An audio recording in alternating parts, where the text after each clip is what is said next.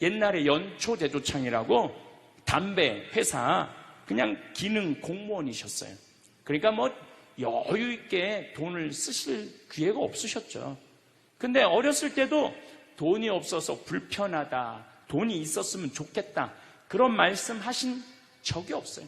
그냥 월급 봉투 딱 어머니한테 던지면은 뭐 집이 어떻게 됐든 아무 상관하지 않으시고 당신 산에 다니시고 정말로 신선같이 사셨어요.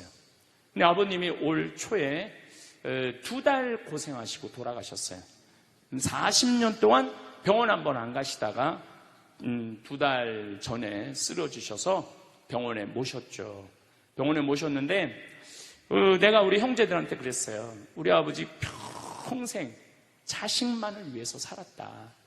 가족만을 위해서 살았다. 오로지 정말로 사랑하는 가족을 위해서 투신하신 분이다. 우리 아버지 병간호 간병인한테 맡기지 말자. 우리가 사형제니까 우리가 모시자.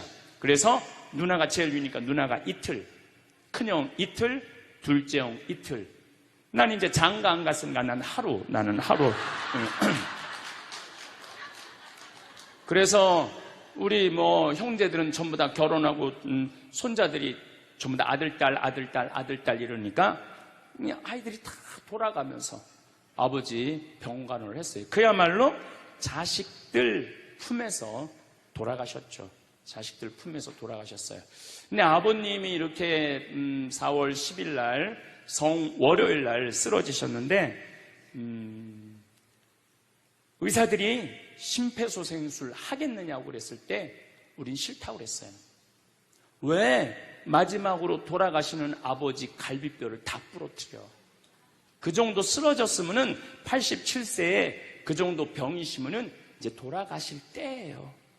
근데 많은 경우 돌아가실 때 심폐소생술 하게 돼 있어요. 근데 우리는 원하지 않았어요. 4자식 다. 그리고 아버님이 이 골수염이라는 이 병을 앓으셨는데 좀 많이 아프신 병이에요. 마지막에.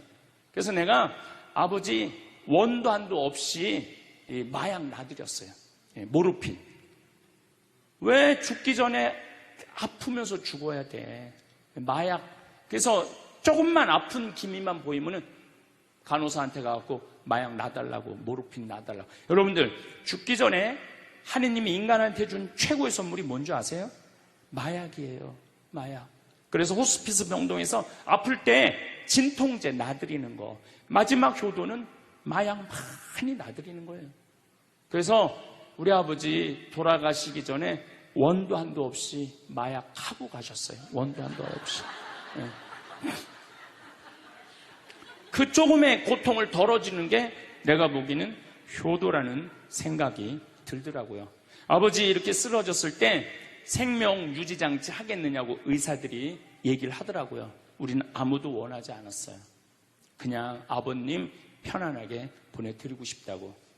왜? 우리 아버지는 참 행복하게 사셨어요. 자식들이 아버지를 너무너무 좋아하고 사랑하고. 그래서 뭐 효도를 뭐 원도 한도 없이 해드렸냐 이럴 건 자신 있게 말씀 못 드리죠. 하지만 그래도 자식들이 아버지, 손자, 손녀들이 할아버지 너무너무 사랑했기 때문에 편안하게 보내드릴 수 있었어요. 제가 작년에 왠지 우리 아버님한테 용돈을 많이 드리고 싶더라고요.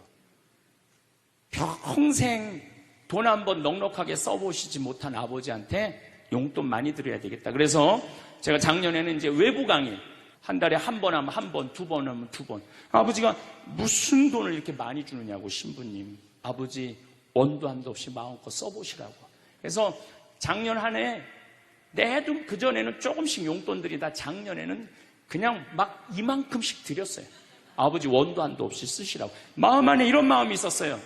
한번 평생 마음껏 돈 한번 써보시지 못한 아버지 마음껏 돈 쓰시라고. 그랬다 뭐 1억을 드리거나 2억을 드린 게 아니야. 100만 원, 200만 원, 한 달에 300만 원 용돈 드린 거죠.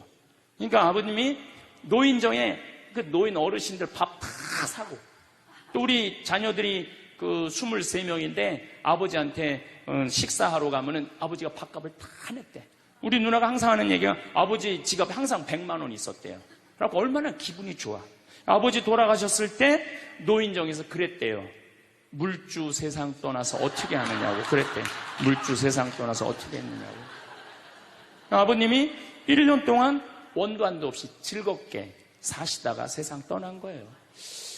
저는 효도도 나중에 한다는 건 다 거짓말이야. 효도하려면 언제 해야 돼? 지금 해야 돼, 지금. 부모님한테 돌아가시고 난 다음에 땅을 치고 통곡하는 거 다 소용없어요. 그냥 내가 지금 할 수 있을 때 최선을 다해서 효도하는 게 그게 효도라는 생각이 들더라고요. 아니, 앞으로 100년을 사는데 출창 한국에서만 뭐하러 100년을 그러면 뭐하러 살아? 100년 한국에서만 출창 살 거면은 좀 잠비아도 좀 가보고 알래스카도 좀 가보고 이제 연금 나오면 연금 다 모아갖고 그렇게 하세요. 얼마 전에 하와이에서 할머니들이 평창에 피정을 왔어요. 아니, 평창에서 하와이 놀러 가는 건 이해가 돼도 하와이에서 평창으로 오는 건 이해가 안 되잖아요. 25분의 할머니들이 오셨어요. 근데 여러분들, 그 할머니들이 왜 오시느냐 하면 하와이는 노인 기초연금이 다른 데보다 많아요. 90만 원에서 한 100만 원 정도 되고 노인 아파트에 하는 거 30만 원까지 나와요. 근데 문제는 미국은 할머니 통장에 3만 달러가 넘었으면은, 안 쓰고 있다가 3만 달러가 넘었으면은 이 할머니가 돈이 필요 없나 보다. 그래갖고 다음에 연금을 깎아요. 그러니까 여기 있는 할머니들은 어떻게 해야 되냐면 돈을 써야 돼. 돈을 써야 돼. 그러니까 하와이에서 평창을 오는 거예요. 돈을 써야 되니까. 그러니까 여러분들도 이제 앞으로 우리나라 선진국 되고 2040년 되면 우리나라가 세계에서 S&P, 스탠다드 앤 푸어스라고 그 평가회사가 있는데 우리나라가 2040년에는 세계에서 4번째로 경제적으로 부유한 나라가 된다는 거예요. 올해도 수출이 세계 몇이야? 6위야, 6위. 우리 맨날 텔레비에서 어두운 것만 보는데 우리나라 잘 나가는 나라예요. 그리고 이 반도체 수출이요, 기가 막히게 아주 운이 튼 나라 중에 하나예요. 운이 튼 나라 중에 하나. 그렇게 불행하게 생각 안 해도 맨날 방송에는 뭐 다 굶어 죽는 것 같은데 여러분도 굶어 죽어요? 좀 긍정적으로 생각을 하시면 좋을 거야. 대통령만 잘 나오면 돼. 대통령만 어려운 할머니들 도와주는 대통령들, 중고등학교, 대학교 애들 장학금 주는 대통령. 그럼 왜 느닷없이 나한테 100억을 봉헌할 생각을 가졌느냐? 그랬더니 이 할머니가 1년 전에 강도 4명한테 납치를 당한 거야. 그래서 할머니 차에 트렁크에 실린 거야. 가방, 여행용 가방에 할머니를 딱 집어넣어갖고, 그래갖고 이틀을 끌고 다녔대요. 이 할머니는 트렁크에서 이틀 동안 있으면서, 여러분들 한번 트렁크에 이틀 갇혀봐. 여러분들 기분이 어떨 것 같아요? 그것도 강도한테 카드 다 뺏기고 죽었다 이런 생각이 들었대요. 네 할머니가 할머니 차로 납치를 당했는데 이 할머니가 돈은 많은데 돈을 안 쓰는 할머니야. 차를 10년 동안 안 바꾼 거야. 원래 벤츠로 바꾼다고 그랬는데 나중에 바꾸려고 안 바꾸고 그냥 옛날 차를 타고 다닌 거야. 그런데 그 옛날 차니까 라디오가 고장이 난 거야. 근데 이 강도들이, 경찰들이 자기네들을 추적하러 오는지 라디오를 계속 듣고 싶은데 라디오가 안 되는 거야. 유일하게 틀은 게 CD 플레이어만 작동이 됐던 거야. 네 할머니가 위대한 일을 하나 했어요. 어디 내 강의를 들으러 와서 내 CD 화가 나십니까를 사서 차에다 넣어둔 거야. 딱 들으니까 내 강의가 나오기 시작한 거죠. 강도들이. 근데 일단 내 강의를 한번 들으면은 못 꺼요. 특별돼 있어요. 이틀 동안 여관에도 못 들어가고 차 안에서만 계속 있었대요. 이 강도들이 이틀 동안 계속 반복해서 듣더래요. 그 화가 나십니까? 2개짜리 CD인데 그러면서 계속 웃더래요. 그런데 마지막에 강도들끼리 우리 얼굴을 봤으니까 죽이자, 죽이지 말자 서로 싸우더래요. 근데 마지막 트렁크에서 죽이자, 죽이지 말자 그 소리 들으면 여러분들 기분이 어떨 것 같아? 트렁크에서. 근데 그 두목되는 그 친구가 할머니를 풀어주면서 그러더래요. 할머니, 이 CD를 듣다 보니까 할머니 죽일 생각이 없어졌다. 단 신고만 하지 말아라. 그리고 이 CD를 들어보니까 할머니 성당 다니느냐? 성당 다닌다고. 나도 어렸을 때 할머니 손잡고 성당 다녔던 기억이 난다. 그래서 도저히 자기 친할머니 생각을 하다 보니까 할머니를 착한 강도지. 내가 보기에는 착한 강도예요. 그러니까 신고만 하지 말아라. 그러니까 이 할머니가 1년 동안 바깥 출입을 못했대요. 너무 무서워서. 너무너무 무서워서. 근데 이제 할아버지가 계속 할머니한테 그런 거야. 당신은 신부님 때문에 산 거라고. 그 많은 재산 써보지도 못하고 당신 죽을 뻔했는데 신부님 때문에 산 거라고. 할머니가 1년 동안 생각을 해보고, 아, 내가 저 신부님 때문에 살았으니까 저 신부님 하고 싶은 일을 도와줘야 되겠다. 그래갖고 100억을 갖고 온 거예요. 80살 먹은 할머니가. 할머니가 지금은 4차 산업혁명 시대에 들어서고 있다고 그래요. 도대체 4차 산업이 뭐냐? 1차 산업은 증기기관의 발명 이후부터 1차 산업에 1800년서부터 한 1900년대까지 이 와트라는 사람이 증기를 가지고 힘을 쓰면서부터 증기기관차, 증기기선, 배, 그 다음에 옷 짜는 것도 증기방적기, 뭐 이래갖고 영국에서 시작된 산업혁명을 1차 산업이라고 그래요.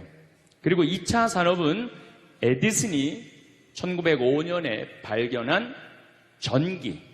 이 전기, 이게 1905년에 에디슨이 발명한 거예요. 그래서 이 전기로부터 시작되는 것을 2차 산업이라고 그래요. 지금 우리는 이 전기의 혜택을 다 받고 살죠. 여러분들 전기 다리미, 그 다음에 세탁기, 냉장고, 텔레비전, 전기 아닌 게 하나도 없어요. 여기 계신 분들은 2차 산업의 혜택을 받고 사시는 분들이죠.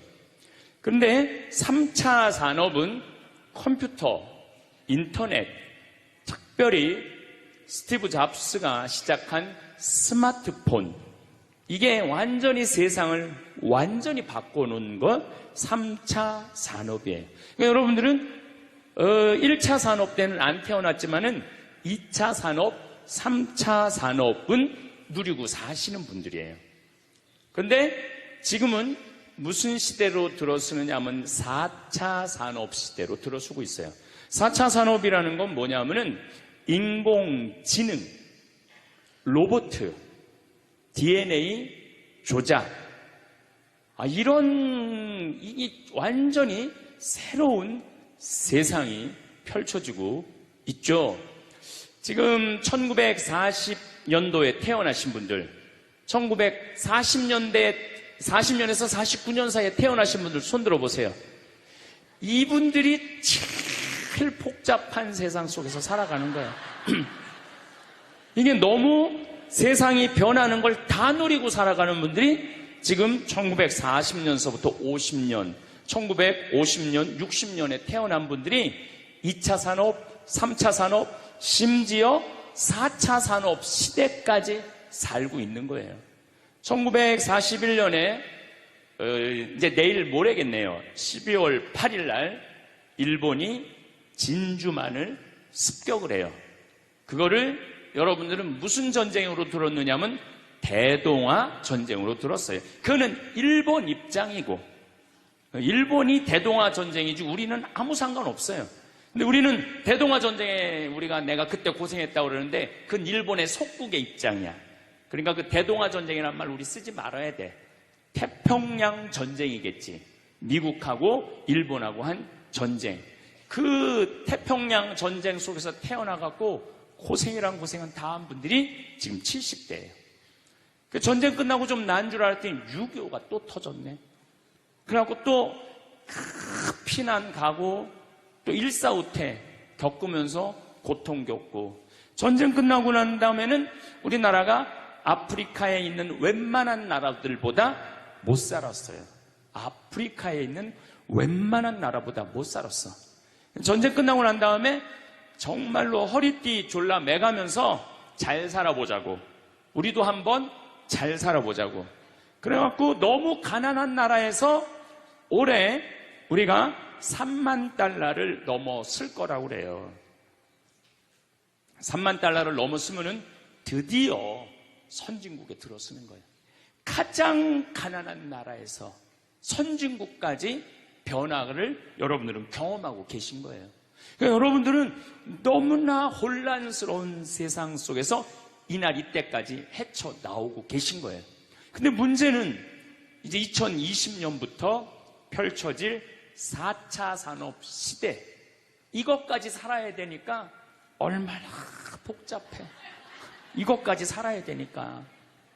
그냥 중간에 살다가 죽으면은 이 꼴 저 꼴 안 보고 그냥 좋은데, 아니, 안 죽으면서 지금 70대 후반 되신 분들 앞으로 보통 20년 정도 더 사실 거예요. 70년대 후반 되신 분들. 근데 60대 되신 분들은 120살까지 거의 살 거예요. 지금 60대 되신 분들은. 그리고 재수 없는 60대들은 200살까지 살 거예요. 200살까지. 재수 없는 60대들은. 그 이야기를 제가 오늘 하려고 그러는 거예요. 자, 제가 한 10년 전에 평화방송에 이런 강의를 했었어요.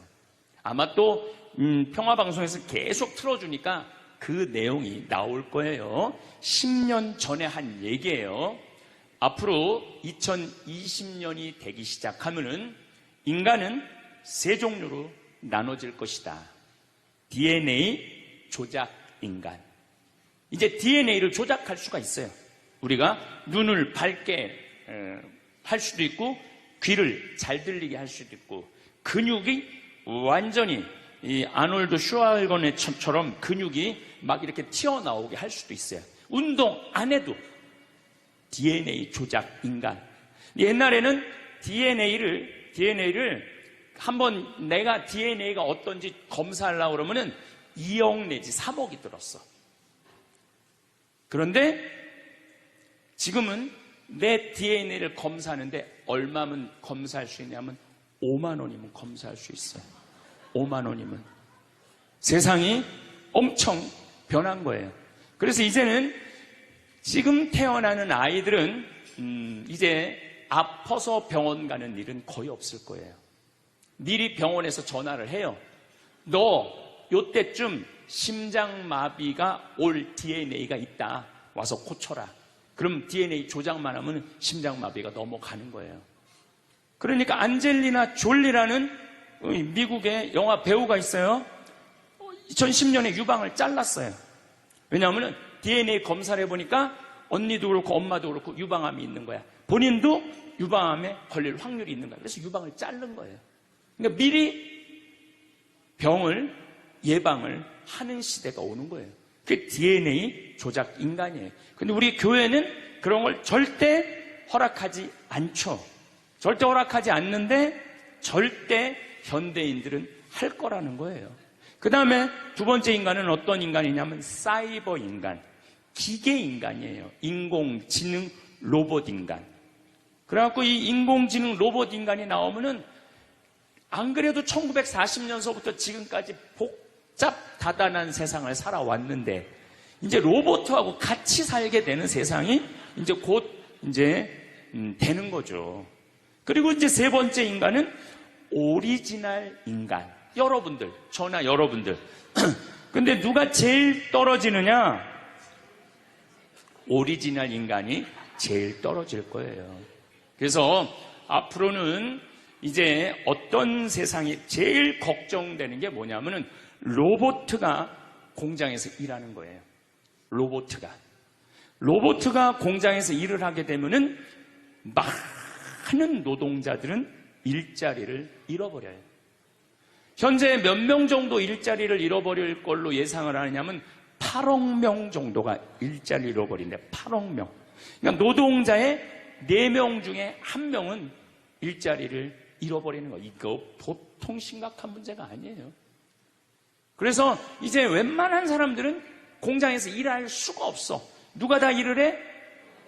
로봇가 다 하니까.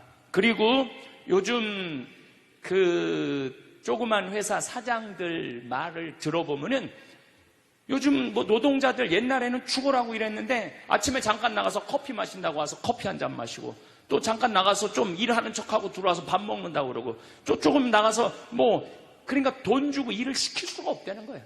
그러니까 만약에 로봇가 일을 하면은 사람을 시키겠느냐? 로봇을 시키겠느냐?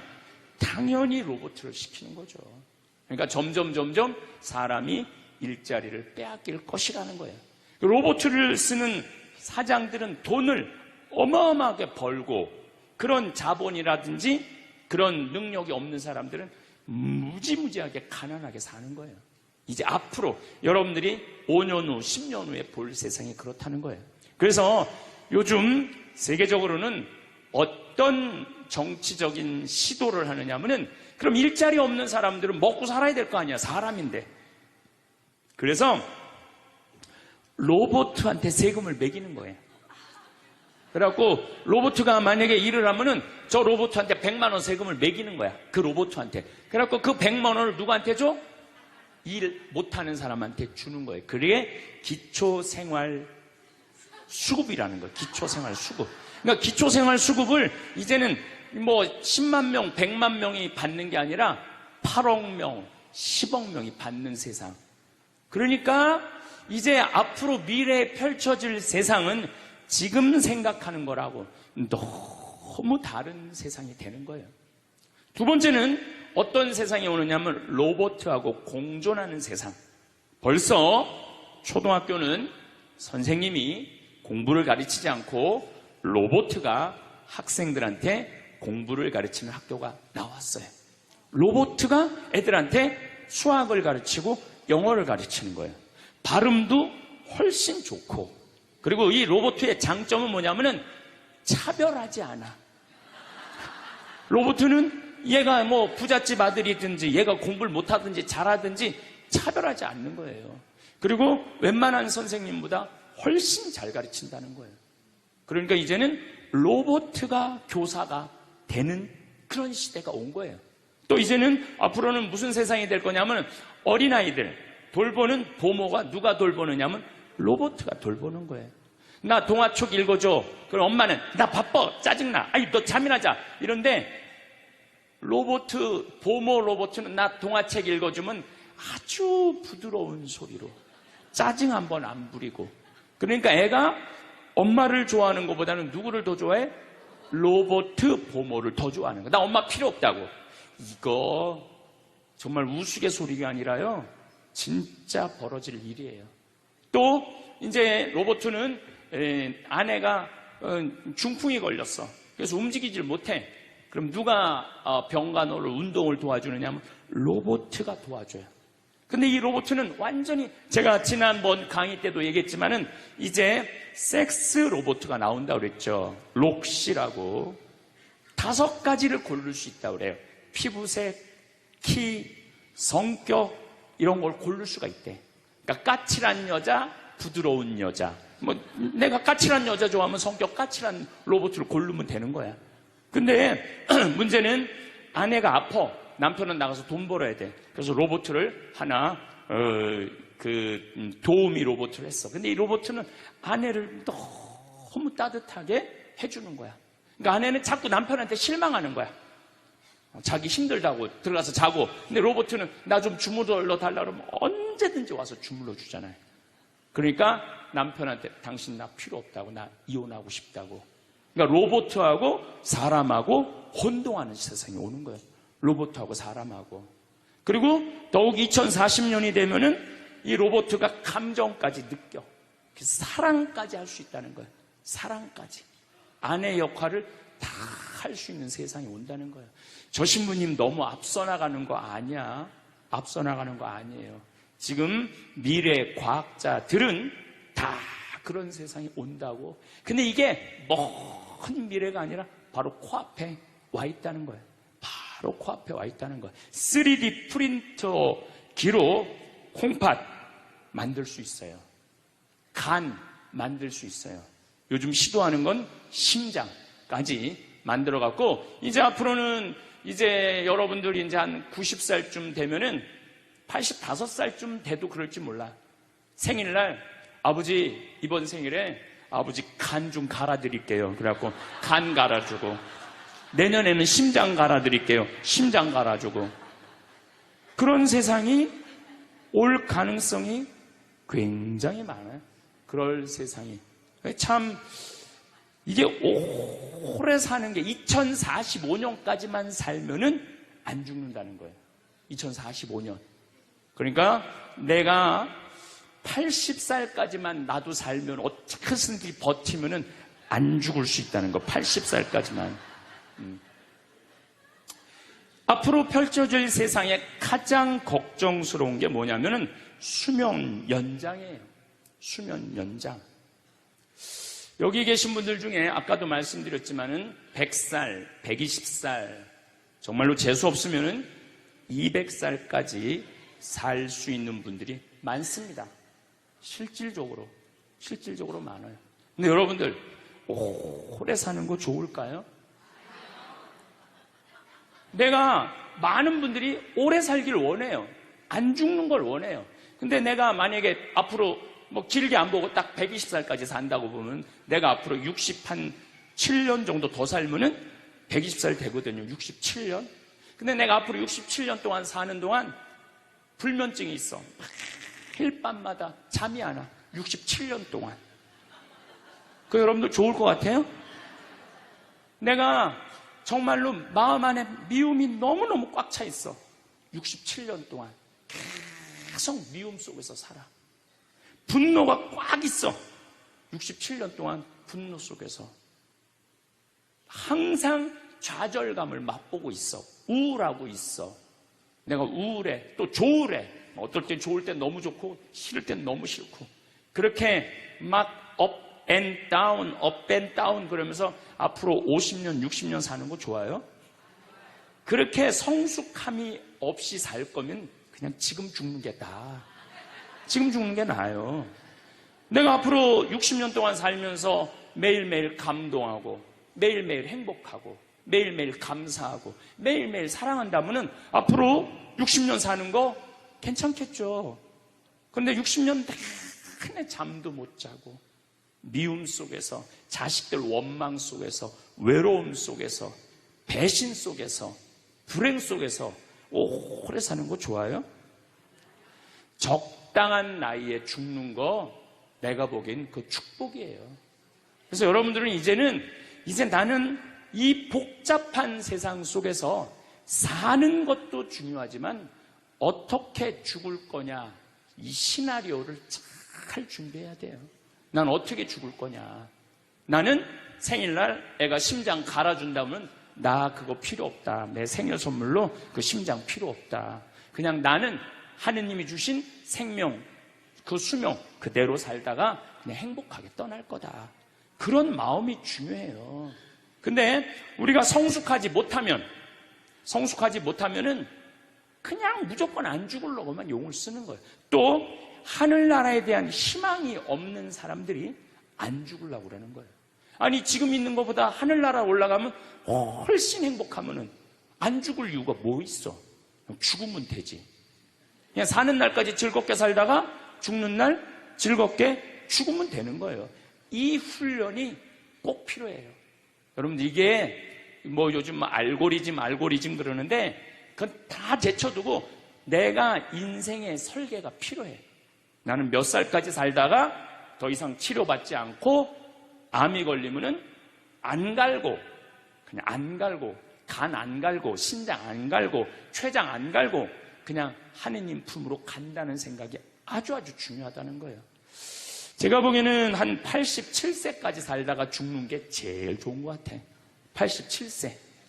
아주 딱 좋은 나이가 87세예요. 죽기 딱 좋은 나이가 87세 같아. 그거 넘었으면은 정말 안 보이고 안 들리고 불편해요. 그래서 87세까지 건강하게 살다가 행복하게 떠나는 그런 마음가짐이 제 생각에 참 중요한 것 같아요. 사실 지난 2017년 4월 10일 날 우리 아버지께서 세상을 떠나셨어요. 오래 떠나신 거죠. 오래 떠나셨는데 우리 아버지는 평생 쌍시옷 소리를 한 번도 하신 적이 없어요. 예, 아버지 입에서 욕을 들어봤던 적이 없어요. 쌍시옷 소리를 한 번도 들어본 적이 없어요. 내 자식을 키울 때 매질 한 번 하시지 않으셨어요. 그리고 우리 아버지는 참 남 욕을 하신 적이 없어요. 보통 누구 욕도 하고 정치인 욕도 하고 세상도 욕하는데 한 번도 욕하신 적이 없어요. 어쨌거나 아버님은 쓰러지신 날 당신 스스로 걸어서 화장실 가셨어요. 아침까지. 그리고 오후 1시에 쓰러지셨어요. 그래갖고 밤 10시 41분에 돌아가셨어요. 근데 제가 아버지한테 그랬어요. 아버지, 돌아가시려면은 오늘 돌아가셔야 된다고. 왜냐하면 그날이 성월요일이었거든요. 성화요일 날 돌아가시면은 장례미사를 못해요. 왜냐하면 성목요일 날은 장례미사를 못하게 돼 있어요. 성금요일, 토요일 다 장례미사 못해요. 그리고 예수부활 대축일 장례미사 못해요. 그리고 그 다음 월요일 날 장례를 해야 되는 거야. 의사 선생님은 오늘 내일 돌아가실 것 같다고 그러는데 내가 그랬어. 돌아가시려면 오늘 돌아가시라고. 내일 돌아가시지 말고. 근데 딱 10시 41분에 돌아가셨어요. 그래서 성수요일 날 아버님 장례 미사를 하는데 우리 수원교구에 주교님 4분이 다 오셨어. 얼마나 그게 영광스러워요. 주교님이 4분이나 오셨으니까. 왜냐하면 성주관이니까 주교님들이 외국에 아무도 안 나가시고 교구청에 다 계셨던 거야. 얼마나 좋아요. 주교님 4분이 다 오셔서 미사를 봉헌해 주시니 얼마나 축복된 아버지예요. 또 신부님들이 많이 오셔갖고 그 성당에 수원 정작 꽃매 성당인데 꽤 그래도 큰 성당인데 신부님들이 꽉 차갖고 젊은 신부들이 지하에서 미사를 봉헌했다는 거예요. 그것처럼 축복이 어디 있어요. 그냥 하루라도 더 살라고 용 쓰다가 화요일 날 돌아가셨으면은 7일장 하는 거예요. 7일장. 하루라도 더 살라고 용을 쓰셨으면은. 근데 우리 아버지는 정말로 살아있을 때도 나한테 행복을 주시는데 떠나실 때도 행복하게 떠나시더라고요. 여러분들도 마찬가지예요. 그 엘리자베스 퀴를로 로스라는 호스피스 유명한 시카고 대학의 호스피스 박사가 있어요. 이분은 2,500명 죽었다 살아난 사람들, 죽었다 살아난 사람들 여러분들 많은 거 아시죠? 왜 죽었다 살아난 사람들이 많아요? 심폐소생술 때문에. 의술이 좋아갖고 죽었다 다시 살아난 사람들 2,500명을 조사를 해봤어.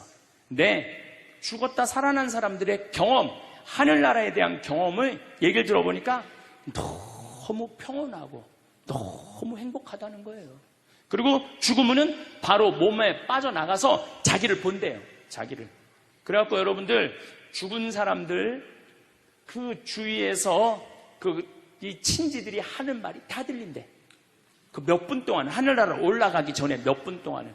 그러니까 절대 죽은 사람한테 그렇게 살더니 참 잘 죽었다 그런 소리 하면 안 된다는 거예요. 끝까지 좋은 소리를 해야 된다는 거예요. 사랑한다, 고맙다, 하느님 품으로 가라, 예수님 마리아 요셉한테 가라, 정말로 기도해 줄 테니까 이렇게 말해야지.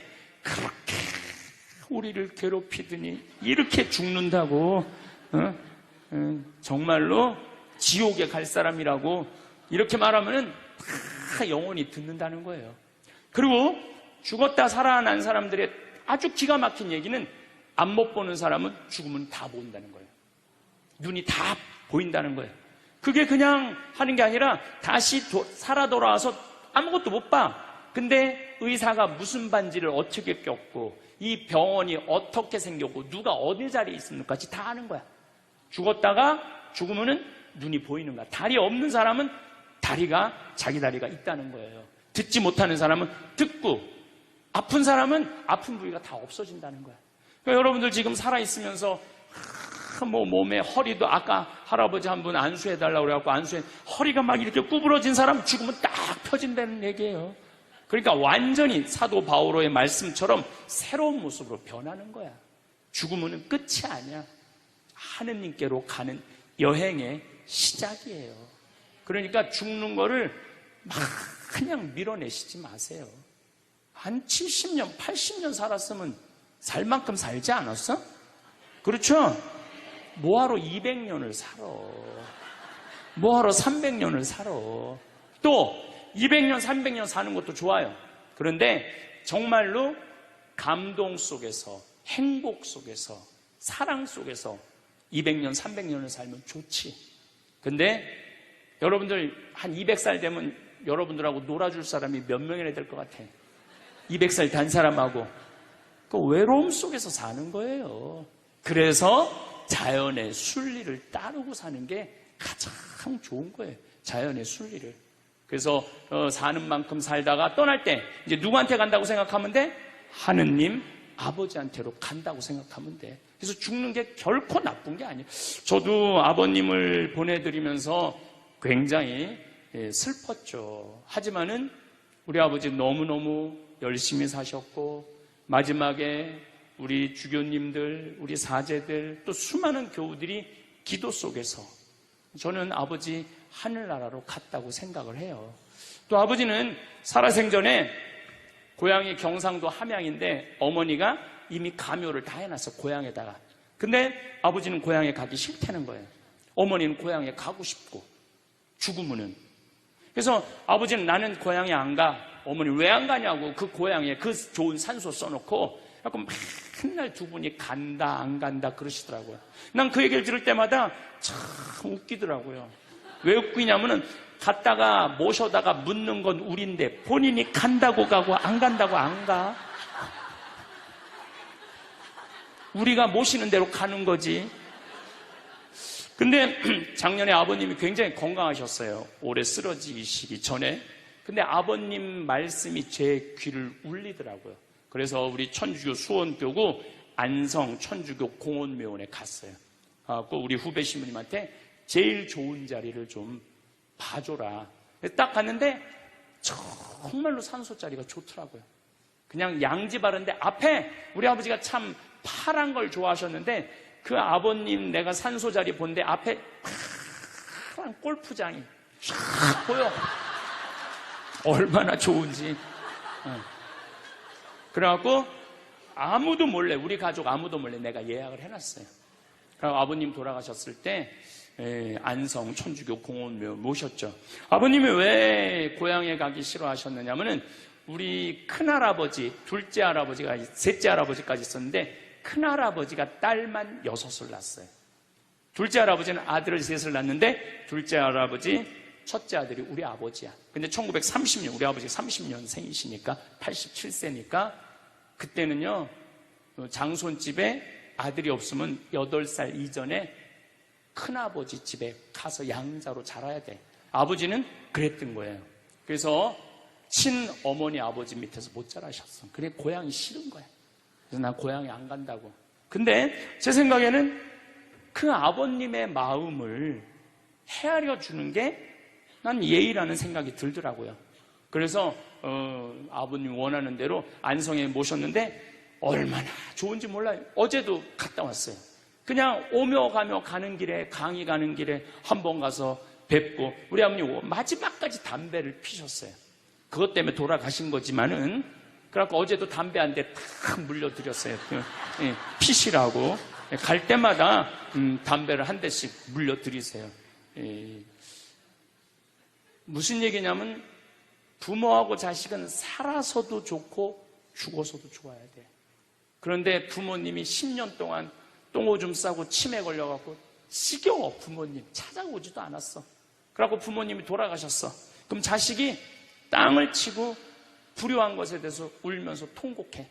그리고 돌아가셨는데도 부모님 먼 데다 모셔놔갖고 1년에 한 번, 2년에 한 번 가고 살아서도 안 좋고 죽어서도 안 좋은 거예요.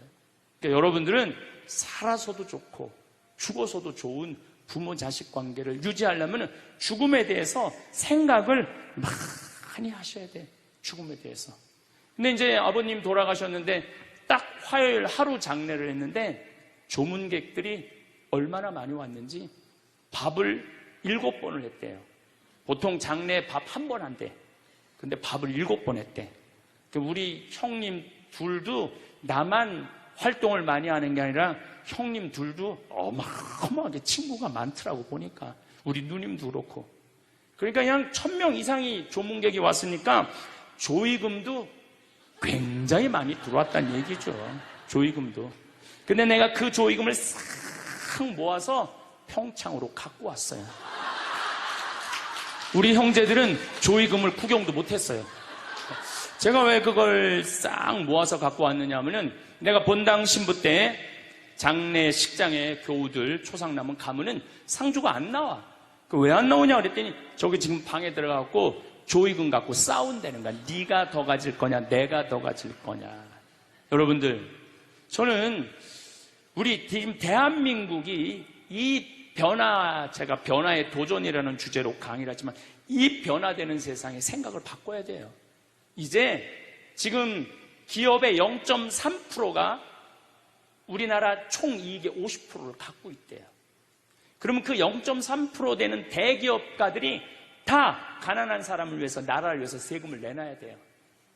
이 시대는 이제 로봇가 자리 다 뺏어가고 사이버 인간이 다 뺏어가고 우리는 어떻게 살아, 인간은. 그래서 이 정치가 중요한 거예요. 21세기는. 그래서 그런 사람들 다 뺏어서 직장 생활 못하는 사람들한테 기초생활급 줘야 돼. 또 직장 생활 안 하는 사람들은 사람이 일을 안 하면은요 행복하지 않은 거예요. 일을 안 하면. 여기 계신 분들 혹시 불면증 걸리신 분들 있죠? 제가 불면증 치료법 알려드릴게요. 어떻게 하면 잠을 잘 오느냐면 아침 6시에 일어나. 그래갖고 아침 기도해. 아침 기도, 부모를 위한 기도, 나라를 위한 기도, 자녀를 위한 기도 다 해. 그리고 정성스럽게 이불 개고 세수, 머리도 다 드라이기 쓰지 말고 수건으로 다 말려 머리도. 그리고 밥 정성스럽고 해 먹고 목욕탕도 가갖고 묵직이도 5단 있는 힘 땀 다 빼고 그리고 발차기도 하고 목욕탕 안에서 제일 좋은 거라는 거예요. 그리고 산책하고 미사 참여하고 성서 쓰고 정성스럽게 행동을 하세요. 설거지도 정성스럽게 하고 그러면은 저녁 8시만 되면 기절해서 자요. 여러분들이 하루 생활이 정성스럽지 않기 때문에 잠을 못 자는 거예요. 기절해서 자요. 저는 요즘 지금 목도 지금 특강을 너무 많이 해갖고 목이 쉬었는데 요즘 이렇게 어제도 대전 강의 갔다 와서 7시만 되니까 막 눈알이 뒤집어지려고 그러더라고요. 눈알이. 그러면 자는 거예요.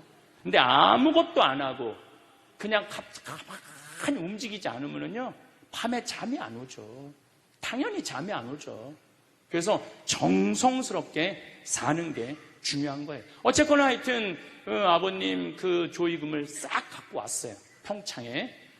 그래갖고 내가 우리 형제들한테 얘기했어요. 아버님 돌아가신 조의금은 어린아이를 위해서 쓸 거고 어머님이 돌아가신 조의금은 노인분들을 위해서 쓸 거다. 그래서 이번에 잠비아에 에이즈 어린이 고아원 짓는데 아버님 조의금 보냈어요. 또 빈센트 병원에서 이번에 20명을 수술을 해줬는데 그중에 2명 아버님 조의금으로 또 수술도 해주고 아직도 많이 남아있어. 아직도. 이제는 여러분들 떠날 때 자식한테 주고 떠나지 마세요. 세상에 주고 떠나세요. 어떤 세상에? 어렵고 힘들고 고통받는 사람들한테 주고 떠나세요. 그리고 미국이나 유럽은 보통 할머니들이 다 나 조의금 어디다 보내라. 어느 수도원에 보내라. 어느 고아원에 보내라. 어느 장애시설에 보내라. 다 그런 데는 거예요. 대한민국 사람들만 죽을 때까지 이기적으로 죽는 거예요. 살아서도 이기적으로 살고 죽을 때도 이기적으로 죽는 거예요. 그래서 하여튼 우리 형제들은 조의금 구경도 못했어. 대신 내가 우리 형제들한테 보내준 선물이 있어요. 조의금 명단은 다 보내줬어. 타이프 쳐갖고. 갚아야 될 거 아니야. 갚아야 될 거 아니야. 되게 죽은 사람들의 경험을 들어보면은 내가 이 퀴블러스 로스라는 키블러 로스라는 이분 책을 요즘 계속 읽고 있는데 기가 막힌 거는 딸이 죽었어. 근데 다시 살아났어. 근데 이 딸이 아빠 엄마한테 얘기하는 거. 엄마 아빠 내가 죽었는데 오빠가 나를 너무 행복하게 기다리고 있어. 그래서 그 오빠랑 놀았는데 너무너무 행복했어. 근데 이 엄마 아빠는 너무너무 놀란 거예요. 왜 놀랐느냐 하면은 이 아이가 태어나기 전에 오빠가 죽어갖고 단 한 번도 오빠 얘기를 한 적이 없거든. 근데 죽어서 그 오빠가 기다리고 있는 거예요. 그러니까 이 기가 막힌 노릇 아니에요. 또 이런 경우도 있었다고 그래요. 어떤 경우가 있었느냐면은 교통사고가 났어. 여동생, 오빠, 아빠가 했는데 오빠하고 아빠는 죽은 거야. 이 여동생은 다 기절한 상태에서 죽었는지 안 죽었는지 확인할 길이 없잖아요. 근데 다시 죽었다고 생각하고 병원에 가서 살아났어. 근데 이 여동생이 엄마 너무 슬퍼하지 마. 하늘나라에서 오빠하고 아빠가 날 기다리고 있어. 너무 행복해. 근데 얘는 오빠하고 아빠가 죽었는지 모르는 상태에 혼수 상태인데 그걸 아는 거예요. 근데 여기 특징 중에 하나는 죽어서는 살아있는 사람은 절대 못 본대요. 죽은 사람만 본다는 거예요. 죽은 사람만 하늘나라 가서 본다는 거예요. 그래서 여러분들도 세상 떠나면은 하느님 기다리고 있고 너무 행복한 나라로 가는 거예요. 그러니까 죽음은 그 번데기가 이 알을 까고 자기 껍데기를 까고 나비가 되는 것처럼 지금보다도 훨씬 아름다운 세상으로 가는 게 죽음이에요.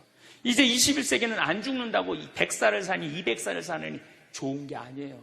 100살, 200살 동안 불면증, 우울증, 미움, 분노, 외로움, 심심함으로 사는 것보다 그냥 한 70, 87세까지 살다가 죽어갖고 행복하게 먼저 떠난 사람들하고 하느님 품에서 행복하게 사는 게 좋죠. 그래서 여러분들 이제 행복하게 살다가 행복하게 떠나셔야 돼. 그리고 제가 늘 말씀드리지만 나중에 행복하지 마세요. 언제 행복해? 지금 행복하세요. 지금. 나중에 돈 쓰지 말고 언제 써? 지금 쓰세요. 지금. 그리고 여기 있는 분들 지금 얼굴을 보니까 돈 쓸 수 있는 마지막 얼굴들이 많다니까. 마지막 얼굴들이 많아. 그리고 우리나라는 이제 드디어 3만 달러를 넘어서요. 선진국 대열에 들어서요. 선진국에 들었으면은 어르신들, 노인분들 연금 지금 20만 원에서 60만 원, 70만 원으로 다 올라가요. 그러니까 돈 없는 거 걱정하지 마세요. 여러분들이 엉뚱한 사기에만 안 당하면은 먹고 사는데 아무 지장 없어. 욕심만 안 부리면은 충분히 행복하게 살 수 있어. 그리고 이렇게 강의 따라다니면서 배우는 여러분들, 진리를 목말라 하는 여러분들은 앞으로 행복하게 사실 수 있으세요. 예.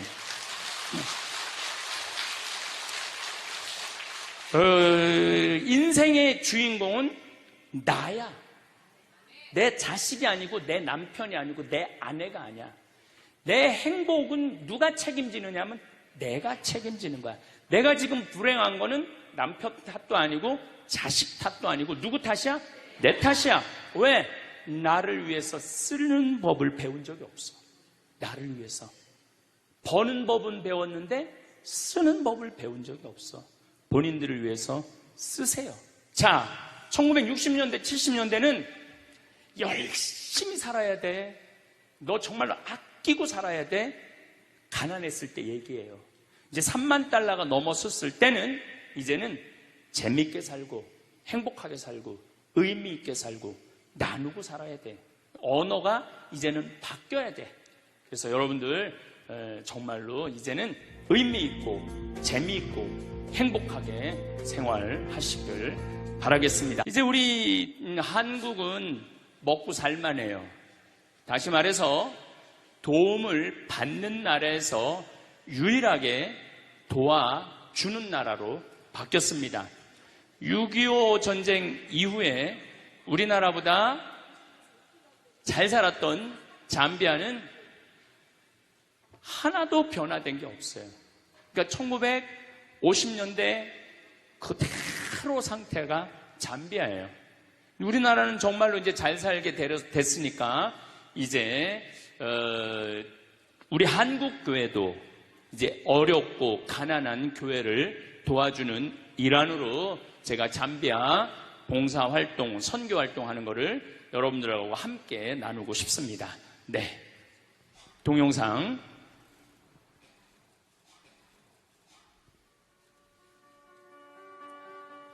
카사리아 에코시티 프로젝트입니다.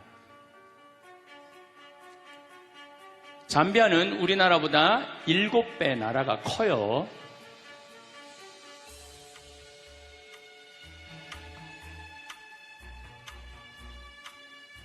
그래서 지난 5년 동안 의사 선생님들 이제까지 한 30분이 가서 봉사활동을 지금까지 5년 동안 하고 있죠. 네, 여기가 잠비아 무프리라라는 도시고, 여기가 은돌라라는 도시고, 여기가 키투에라는 도시예요. 근데 이 한가운데 땅을 제가 대통령한테 받았어요. 제가 6년 전에 우리 생태마을에서 피정을 하는데 수녀님들 20분이 오셨어요. 수녀님들 20분이 오셨는데 다른 수녀님은 얼굴이 다 하얀데 수녀님 한 분만 얼굴이 새카만 거예요. 그래서 내가 물어봤어요.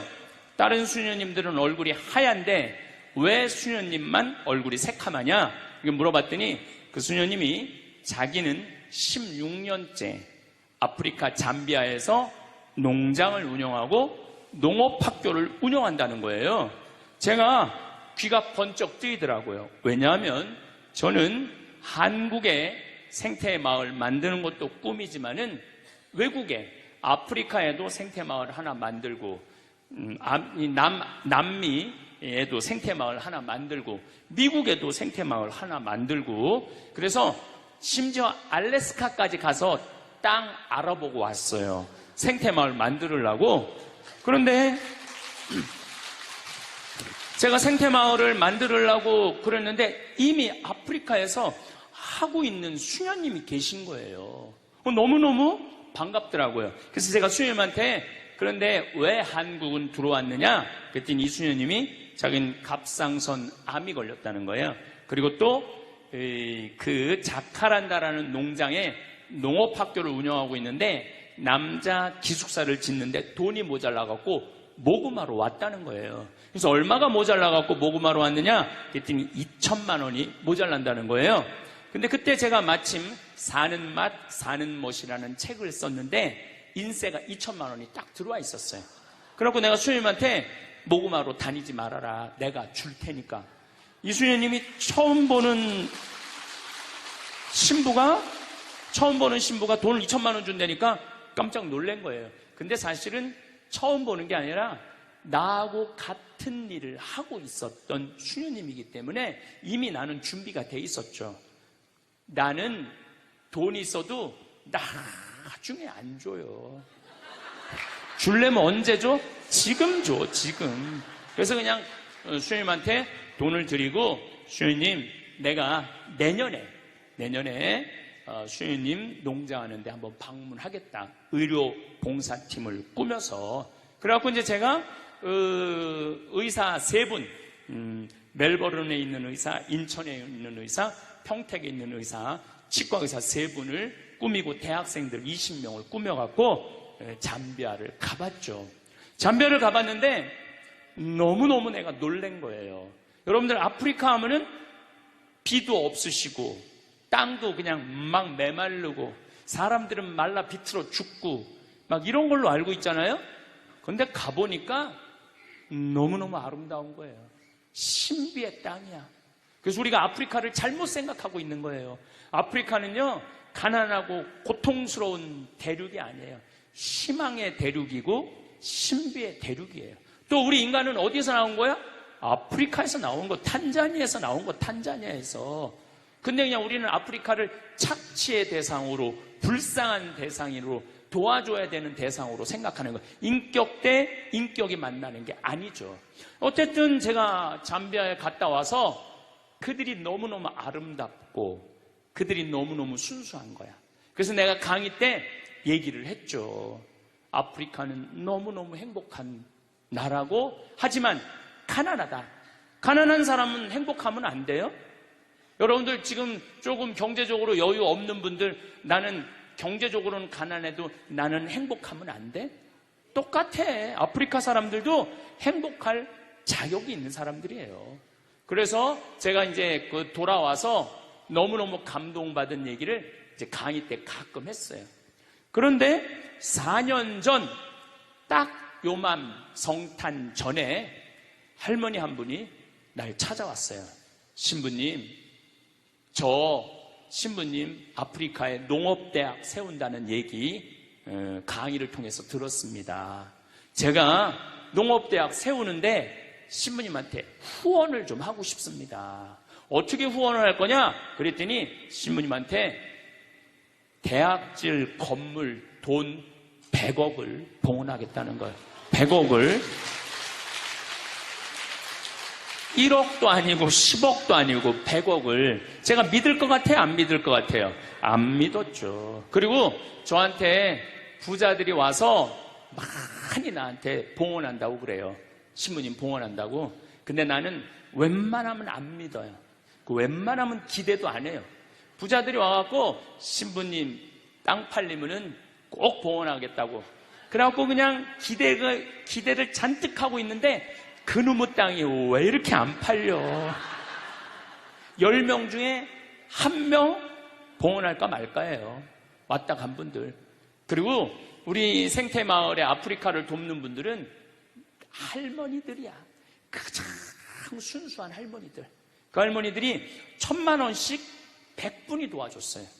그러니까 부자 100명이 와갖고 1명 도와주는 것보다 정말로 순수한 할머니들. 신부님 평생 살면서 나 어려운 사람 한 번도 도와준 적 없습니다. 근데 이번에 개를 타는데 신부님 아프리카에 우물 파주세요. 포크레인 사는데 쓰세요. 고아원 짓는데 쓰세요. 이렇게 보내준 분이 100분이야. 그래서 나 부자가 나한테 오는 거 그렇게 반갑지 않아요. 그냥 가난한 과부의 헌금이 진짜 헌금이라는 생각이 들어요. 그래서 나는 안 믿었어요. 안 믿었는데 이 할머니가 일주일 후에 수원 교구청에 와서 교구에다 100억을 봉헌을 했어요. 기가 막힌 일이 벌어진 거죠. 근데 갑자기 돈이 100억이 생겼으니까 어떻게 해? 그래서 2월달, 그 다음에 2월달에 80살 된 할머니 손을 잡고 잠비아를 갔어요. 잠비아를 가갖고 이 무프리라라는 시에 속해 있어요, 우리가. 그래갖고 그 시장을 만나러 갔어요. 시장을 만나러 가서 내가 이 할머니가 돈을 10 밀리언, 우리는 100억도 크지만은 잠비아 사람들한테 10 밀리언은요 1억 달러가 넘는 돈이라고 생각이 들어요. 어마어마하게 큰 돈이에요. 그래서 여기다 농업대학을 짓고 싶으니 땅을 좀 줘라. 얼마가 필요하냐? 그러길래 내가 전날 수녀원에서 그냥 하늘에다 대고 기도했어요. 하느님, 내일 내가 시장을 만나러 가는데 얼마를 달라고 그럴까요? 그랬더니 하느님이 두 말도 안 하고 3,000헥타르 딱 그러시더라고요. 하늘에서 3,000헥타르 딱 두 말도 안 하고. 그래서 내가 시장한테 I need 3,000 헥타르 딱 그랬죠. 근데 시장이 눈이 이만해지더라고요. 그렇게 큰 땅이 필요하냐는 거예요. 아니, 나 하느님이 3,000헥타르 그랬으니까 필요하다. 그랬더니 자기네 시 전체가 줄 수 있는 땅이 1,400헥타르가 안 된대요. 3,000헥타르 없대. 그럼 어떻게 해야 되느냐? 3,000헥타르를 받으려면 대통령을 만나야 된다는 거예요. 그럼 3,000헥타르면 얼마나 넓은 땅이냐면 1,000만 평이야. 1,000만 평. 여의도가 82만 평이야. 여의도가. 분당이 250만 평으로 시작해갖고 한 400만 평 됐다고 그래. 분당보다 2배 더 큰 땅이야. 나도 그렇게 큰 땅인지 몰랐죠. 하늘에서 3,000헥타르에서 3,000헥타르. 3,000헥타르는 뭐 한 3,000평 되는 줄 알았지. 1,000만 평이야. 1,000만 평. 없대는 거예요. 그래서 그 땅을 받으려면 어떻게 해야 되느냐? 대통령을 만나야 돼. 대통령. 알았다. 내가 대통령을 만나겠다. 그래서 7월 25일 날 내가 대통령을 만났어요. 그래서 대통령이 1시간을 시간을 내주시더라고. 1시간을. 그래서 설명을 다 했죠. 잠비아는 너무 아름다운 땅이고, 잠비아는 내전이 없어요. 내전이. 서로 종족끼리 싸우지 않아요. 70개 부족이 있는데 부족끼리 결혼을 해요. 싸울 수가 없어. 부족끼리 결혼을 하니까. 저렇게 싸우면은 내 딸이 저쪽에 가 있고 내 아들이 이쪽에 와 있는데, 그래서 굉장히 평화로운 나라예요.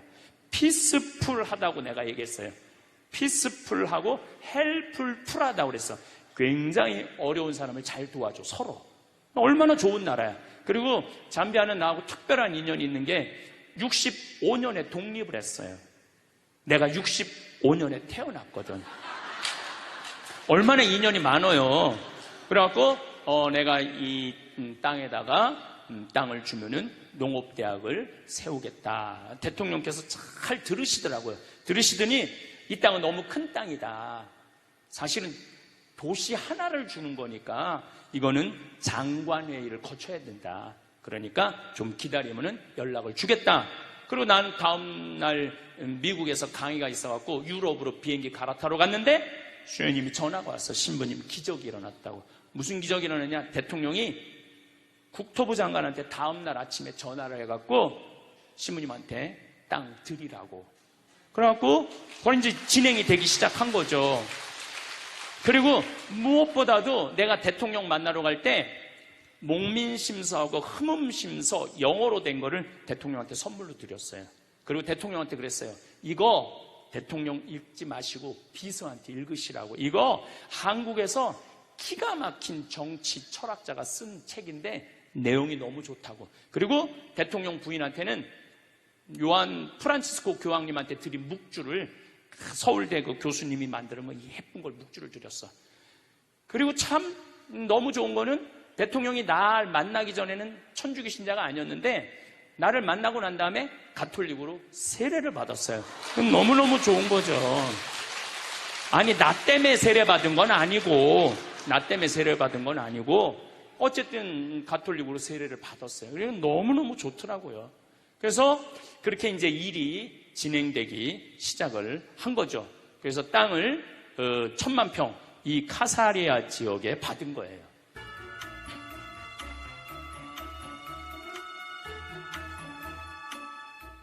제가 대통령 만난 거 우리 평화방송에 같이 가서 찍은 거예요. 이 대통령의 착과 룽가 대통령께서 저렇게 아주 정성스럽게 들으시더라고요. 그래서 키도 엄청나게 커요. 그래서 제가 대통령 키가 너무 크다고 사진 찍을 때 내가 농담, 모든 환경적인 프로그램이 다 들어가요, 이 안에. 아주 매력적인 휴식처가 될 겁니다. 이 대수층이라고 지하에 물이 참 많아요. 지하에 물이 많은지는 조금 이따 왜 많은지 여러분들한테 보여드릴 거예요. 그래서 전 세계에서 1000만 평 정도 프로젝트를 갖고 있는 건 아마 이게 처음일 거예요. 아마 전 세계에서 1000마을은 이미 시작을 했습니다. 여의도만한, 요게 여의도만한 거, 여의도만한 거. 여기에 뭐 KBS 있고 국회의사당 있고 다 그렇듯이 여의도만한 거예요. 자, 이제 여기에 벌써 시작하는 건 신학교, 수녀원, 그 다음에 공장, 성당입니다. 그런데 저를 좀 보시면은 저는 여기다가 농업학교를 지으려고 마음을 먹었어요. 그래서 저는 서울대학에 제가 무슨 최고 환경 지도자 과정에 강사로 10년째 강의를 나가고 있어요, 지금. 그래서 서울 농업생명과학대학 교수님들하고 친하죠. 그래서 제가 강의 갈 때마다 말씀을 드렸어요.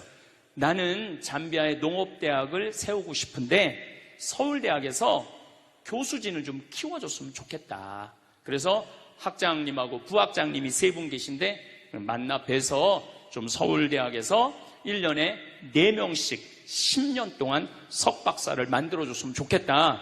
그랬더니 서울대학에서 좋다고. 그래갖고 벌써 잠비아에서 진짜 똑똑한 학생들, 뭐 한 3개 국어, 4개 국어 하는 학생들 지금 데려다 벌써 서울대학에서 공부하고 있어요. 그래갖고 우선적으로 서울대학에서 10년 동안 교수를 만들어서 농업대학을, 농업대학엔 임업, 목축, 원예 다 들어가는 거예요. 그걸 하려고 이제 마음을 먹었는데 은돌락 교구 주교님이 날 찾아왔어요. 잠비아는 우리나라보다 7배 큰 나라지만은 인구는 1,500만 명이에요. 그 중에 가톨릭 신자가 500만 명이에요. 근데 주교님이 날 찾아와갖고 우리나라 한국교회가 가톨릭 신자가 몇 명이에요? 500만 명이잖아요. 근데 신학교가 몇 개 있어요? 6개 있잖아요. 근데 거긴 신학교가 하나도 없다는 거예요. 제대로 된 기숙사 하나가 없다는 거예요. 그래서 일반 대학에서 1, 2학년 철학과 하고 3, 4학년은 무슨 수도에서 하고 5, 6, 7학년만 기숙사에서 하는데 이게 신학교 교육은 그렇게 하면 안 되거든요. 그래서 주교님이 저를 찾아오셔서 알릭 반달 주교님이 저를 찾아오셔서 신부님, 농업대학도 중요하지만 복음의 씨앗 이것 뿌리는 게 더 중요합니다. 신학교를 좀 줘달라고 저한테 부탁을 하더라고요. 근데 생각을 해보니까 내가 천주교 신부인데 농업대학보다 뭐가 더 중요해? 신학교가 더 중요하더라고요. 그럼 알겠다고 내가 신학교 줘주겠다고 신학교 짓는데 제 생각에는 한 40억 정도 들어갈 것 같아요. 근데 뭐 할머니 돈으로 다 질 수는 없어요. 왜냐하면 거긴 도시를 형성해야 되니까. 그래서 내가 미국 공동체에 강의를 가서 내가 LA 쪽 교우들한테 이렇게 말했어요. 미국에 와서 돈 벌었다고 벤츠 타고 렉서스 타고 BMW 타고 어깨에 힘주지 말고 미국 교회에 와서 돈 벌었으니까 미국에 왔으니까 이제 그 돈 가지고 아프리카에 신학교 짓는데 여러분들 좀 후원 좀 하라고. 그랬더니 미국 교우들이 완전히 하늘에서 계시받은 것 같이 너무너무 좋아하더라고요. 그래갖고 지금 처음에는 13분으로 시작했는데 이번 여름에 갔는데 100명이 넘었어. 1월 달에 가면 아마 1000명도 넘을 것 같아요. 1월 달에 가면은. 그래서 나는 미국 교회에 많은 돈 바라지 않아요. 그저 미국 교회가 한 10억. 그다음 우리 생태마을에서 10억. 그 다음에 이제 할머니 돈 20억. 이렇게 해갖고 한 40억 정도면은 굉장히 좋은 신학교를 40억이면 한국의 400억하고 똑같아요. 근데 내가 이런 강의를 했는데 얼마 전에 너무 감동적인 전화를 하나 받았어요. 전라도에서 가밀라라는 자매인데 51인데 암으로 하느님 품으로 갔어요. 근데 그 남편이 전화를 한 거예요. 신부님, 우리 아내가 세상을 떠나면서 2가지를 유언을 했다는 거예요. 뭘 2가지를 유언을 했느냐? 그랬더니 하나는 자기 이름으로 된 보험이 하나 죽으면 나오는데 그거를 한 달에 20만 원씩 20년 동안 잠비아에 신학교 후원하라고 그렇게 해놓고 간 거예요. 또 하나는 자기 남편하고 자녀들한테 꼭 황신부님하고 이스라엘 성주순례를 가라고 그리고 세상을 떠났다는 거예요. 나는 아까도 죽음에 대한 얘기를 했지만은 여러분들 죽을 때 멋있게 죽어야 돼. 안 죽으려고 용 쓰다가 그냥 죽음도 맞이하지 못하고 그냥 죽는 사람들이 너무 많아요. 그래서 여러분들은 미리 준비를 다 해야 돼. 그리고 지난번에도 너무 말씀드렸지만은 할머니 한 분이 돈 2천만 원 보내면서 나는 죽지만은 이 돈으로 살 수 있는 사람 수술해달라고. 얼마나 멋있어요.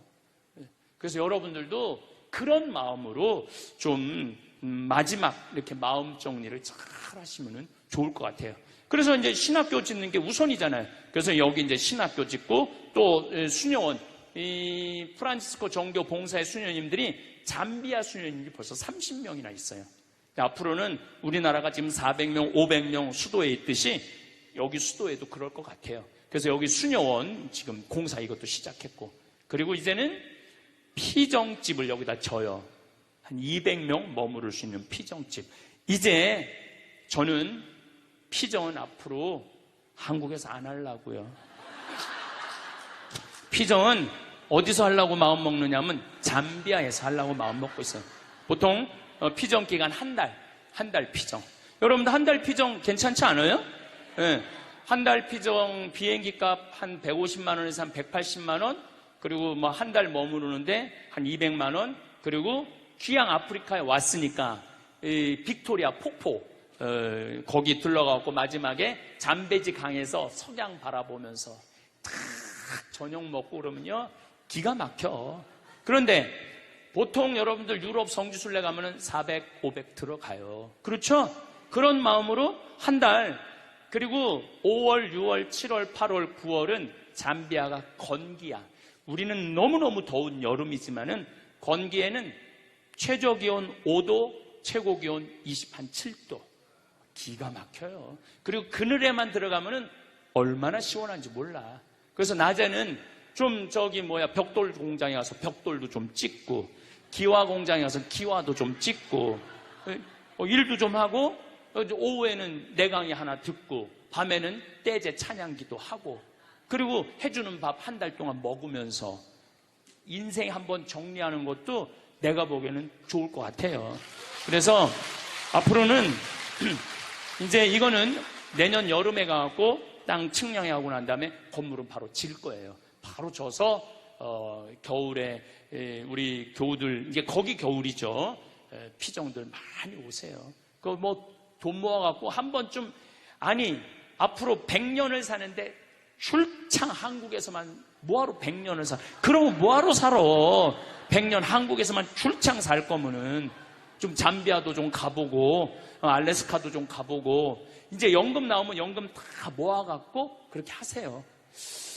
어쨌거나 여기다 이제 신학교 짓고 수녀원 짓고 이건 작업을 시작을 했어요. 이번에 길도 다 내놨어요. 예. 여기 축복의 길도 있고 마을들 이렇게 다 건물을 줘서 좀 행복한 공동체를 만들어 줄 거예요. 여기는 밀라노 대성전보다 땅이 넓어요. 광장이 땅 크니까 근데 여기는 이제 벽돌 공장, 제재소, 필레트 공장, 별걸 다 여기다 이제 집어넣을 거죠. 할 일이 끝도 없어요. 축복의 길이라고 랜드마크예요. 여기는 설계가 이미 다 나왔죠. 주민들도 아주 행복한 공간에서 살 수 있는 준비를 저희들이 하고 있어요.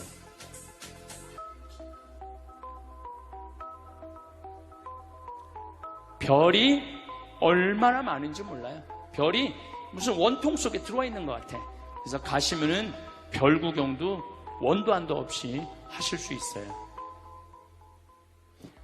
이게 축복의 길이에요. 자, 이게 우리 랜드마크인데 그 도시 한가운데 중앙 도로야. 근데 도로 넓이가 몇 메타냐면 100m. 33개 차선. 광화문 광장이 80m예요. 내가 가서 재봤어요. 광화문 광장이 80m인데 우리 이코 시티 카사리아는 100m야. 근데 여기 3개 차선을 도로로 만드는 게 아니야. 이 33개 차선에 전부 아프리카에 있는 모든 나무는 다 갖다 심을 거예요. 그래서 여기 1.5km만 산책을 하면은 아프리카를 완전히 느낄 수 있도록. 그리고 아프리카는 나무가 우리가 생각하는 것 이상으로 어마어마하게 커요. 기가 막히고 아름다운 나무들이 너무너무 많아요. 그래서 여러분들 이제 피정 가면은 전부 다 분갈이하고 저 포토에다가 나무 씌놓고 이 일 끝도 없어. 그러니까 한 달 동안 피정 가도 아마 한 달 갖고 모자랄 거예요. 네.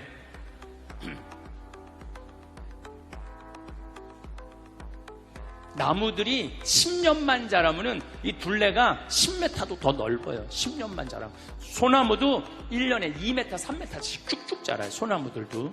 네. 이제 이 밀라노 광장보다도 높은. 그래서 이 도시에는 여기 이제 조금 이따 제가 설명을 드릴게요. 잠깐만 좀 잡아보세요. 재작년인가 한 후원자가 나타났어요. 신부님, 내가 우리나라 경찰복 이렇게 국가에 납품하는 사람입니다. 근데 작년에 경찰복이 다 바뀌었잖아요. 바뀌었는데 자기네들이 납품하려고 해놓은 경찰복 4,000벌이 그냥 있는 거야. 그래갖고 그 베이지색 경찰복이 참 예쁘잖아요. 그래갖고 하복, 돈복, 잠바까지 싹 어디 처리할 수가 없는 거야. 그래서 우리한테 기증을 했어요. 그 잠비아에 벌써 보내놨어. 그래갖고 잠비아에 있는 직원들은 이제 우리 잠비아 사람들은 전부 다 그거 입혀갖고 여기 싹 이제 내가 데리고 다닐 거예요. 여기 명찰도 다 해주고. 그리고 여기는 이제 옷도 멋있게, 이 도시 안에 사는 사람들은 옷도 멋있게. 그래서 우리 이 카사리아 이코시티에 들어와 있는 직원들도 옷도 정복으로 다 입혀놓고 여자 직원들도 기가 막히게 해서 야, 아프리카는 더럽고 지저분하고 헐벗은 데가 아니라 너무 매력적이고 너무 신비하고 너무 깨끗한 대륙이고 행복의 대륙이라는 걸 저는 꼭 보여주고 싶어요. 예. 이거는 이제 물탱크야, 물탱크.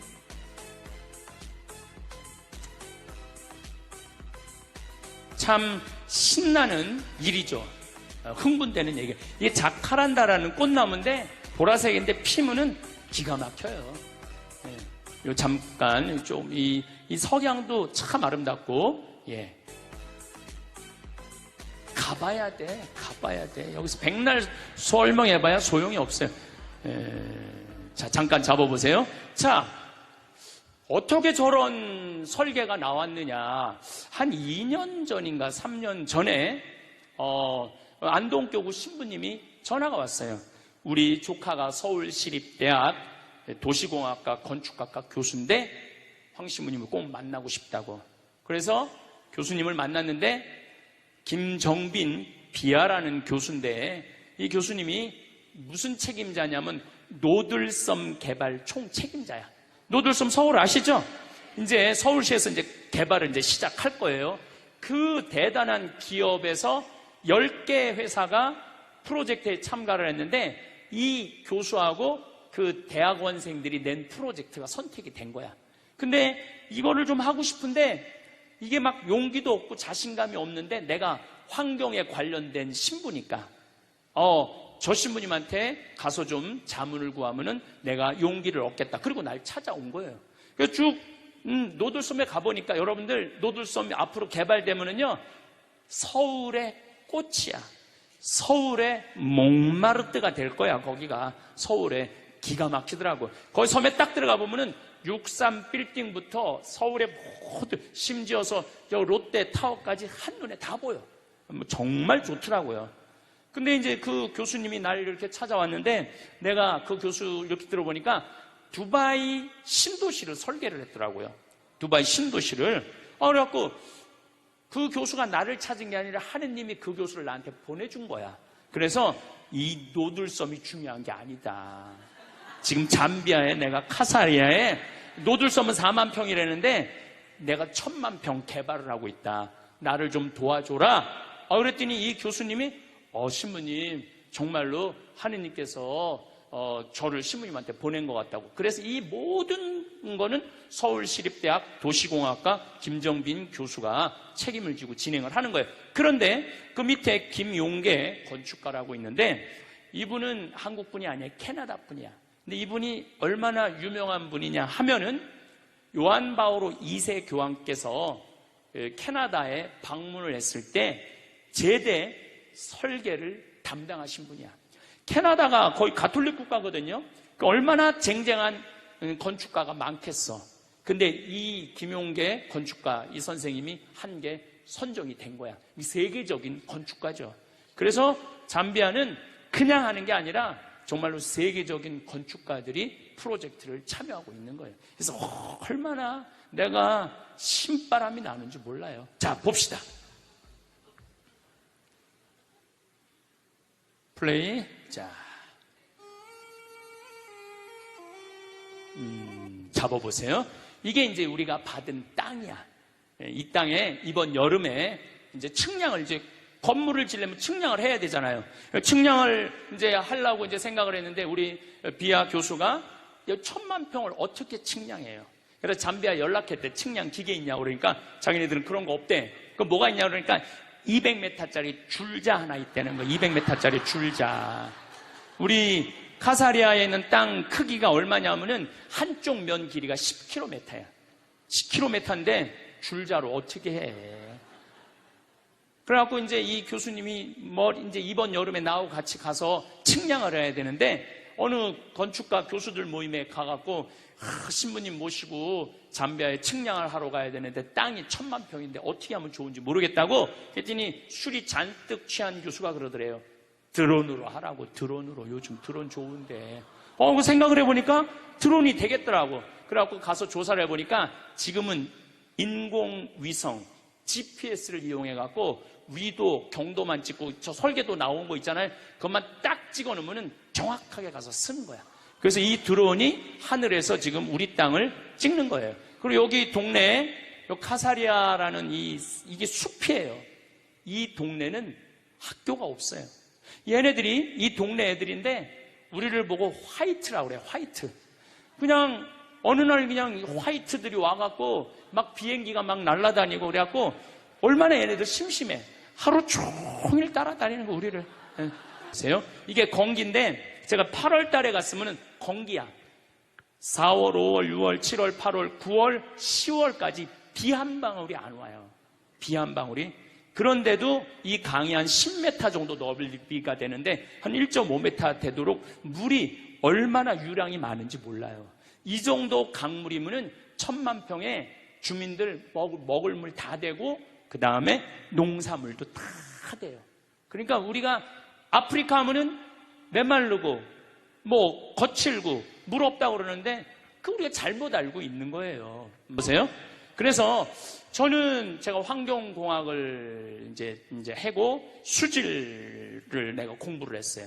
예, 물이라는 거는 활용만 잘하면은 예술이야, 예술.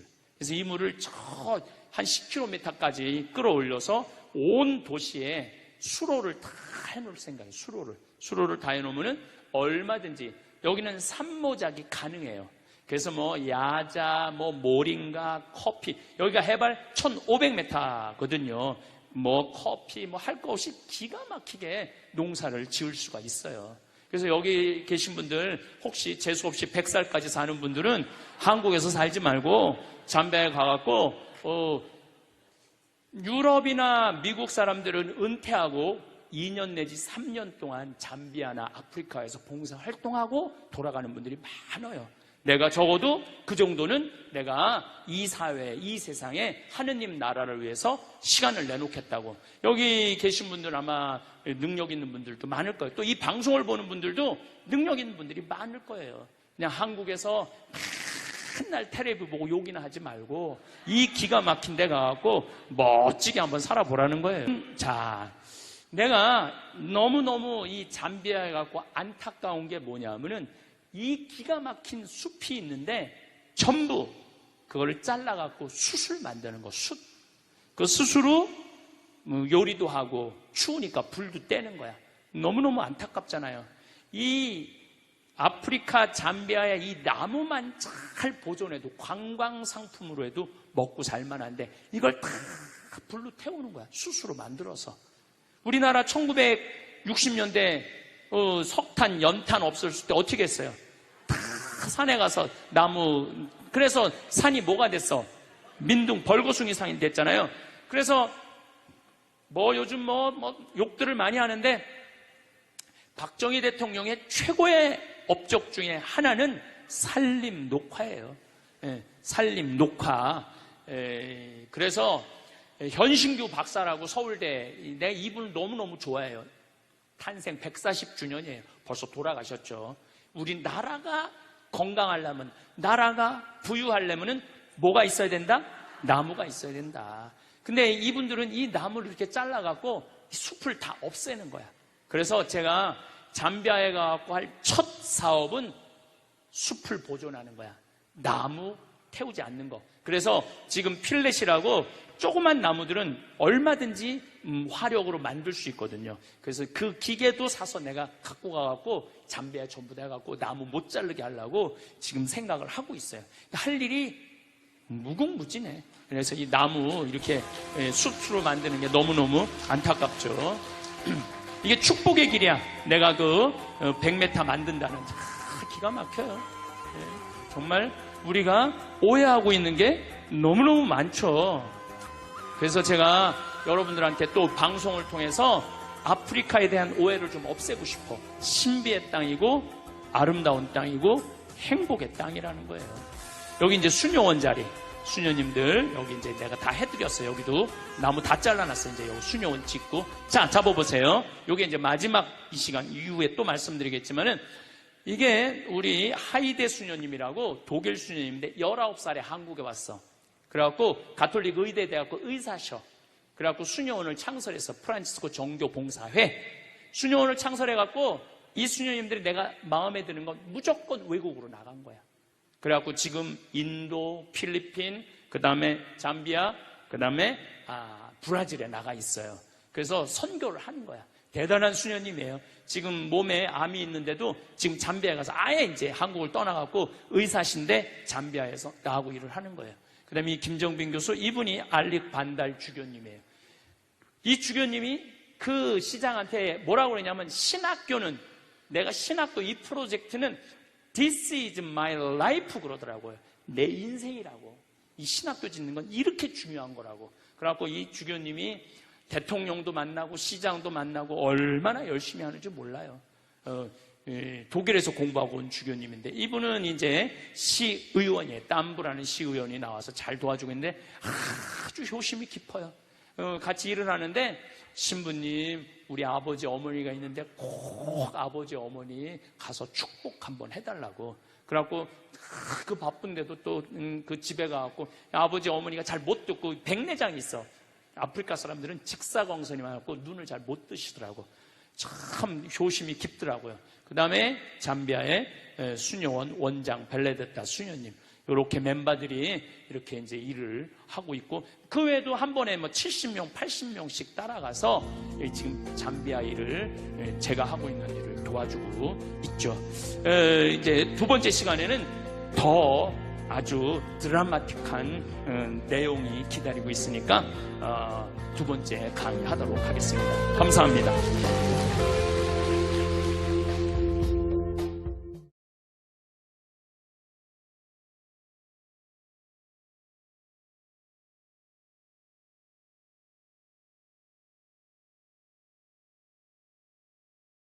혹시 친한 친구에게 모든 것을 다 털어놓는 것이 정말 안전할까요? 오랜 친구 사이일수록 서로를 믿고 마음을 열게 되지만 실제 삶에서는 사소한 정보 하나가 관계를 틀어지게 하거나 나 자신에게 예상치 못한 곤란을 가져올 수 있습니다. 오늘은 아무리 친한 사이여도 절대 악착같이 숨겨야 하는 5가지를 60대 이상 분들이 공감할 수 있는 사례와 함께 살펴보겠습니다. 1. 경제적 상황과 재정적 부담. 나이가 들수록 재정적인 안정은 매우 중요한 주제입니다. 그럼에도 불구하고 친한 친구에게 자신의 재정 상황을 상세히 공유하는 것은 위험할 수 있습니다.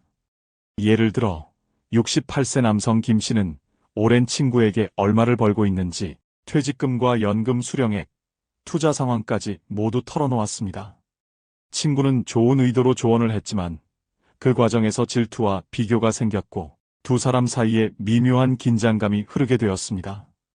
또 다른 사례로 70세 여성 박 씨는 집을 팔고 아파트로 이사하며 마련한 목돈의 일부를 친구에게 언급했는데 결국 친구가 주변 지인들에게 그 사실을 이야기하며 박 씨는 원하지 않았던 관심과 압박을 받게 되었습니다. 60세 이상이 되면 재정 문제는 특히 민감합니다. 건강이나 가족 상황과 직결될 수 있는 만큼 재정적 세부 사항은 필요할 때만 공유하고 일상 대화에서는 최대한 숨기는 것이 안전합니다. 작은 금액의 소비나 소소한 투자 정보 정도만 공유하고 핵심 재산이나 연금, 부채 등은 철저히 비밀로 유지하세요. 2. 연애와 성생활 관련 사적 이야기. 나이가 들어도 인간관계는 중요하지만 연애와 성생활 관련 이야기는 친밀감과 상관없이 절대 공유하지 않는 것이 좋습니다. 특히 60대 이상이라면 오랜 친구와의 대화에서 최근 소개팅 경험이나 과거 배우자와의 문제 같은 주제는 잘못 이야기되면 예상치 못한 오해와 불필요한 조언으로 이어질 수 있습니다. 예를 들어 66세 남성 조 씨는 최근 만난 여성과의 관계를 친구에게 이야기했는데 친구는 장난삼아 주변 사람에게 이야기를 퍼뜨렸습니다. 결과적으로 조 씨는 상대방에게 곤란한 상황을 만들고 친구와도 잠시 관계가 소원해졌습니다. 따라서 연애나 개인적 친밀감과 관련된 정보는 최대한 요약해서 이야기하거나 핵심만 간단히 전달하는 것이 안전합니다.